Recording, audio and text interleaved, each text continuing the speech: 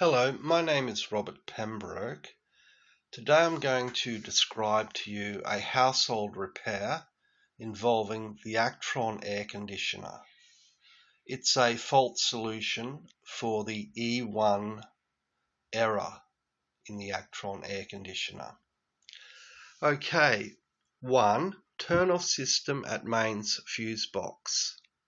That's usually outside your house.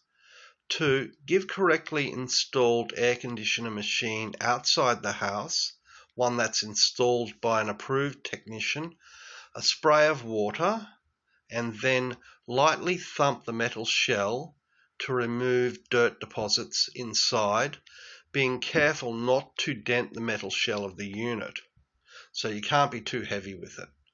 3. Make sure again that the machine is turned off at the mains or fuse box. Again. Then lightly wipe over the air conditioner unit inside the house on the coils that can be seen when you open the air conditioner unit door inspection hatch and remove the dust screens.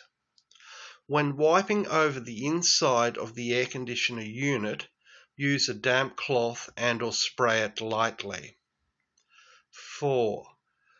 Turn all switches back on after 30 minutes when air conditioner unit is no longer moist from the cleaning, and then immediately switch the mode to fan.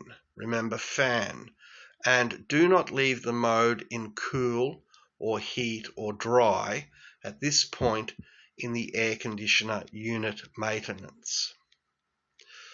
Keep the unit in fan mode for about 30 minutes while it's running, so the microprocessor inside the machine has enough time to accommodate the resetting of the device.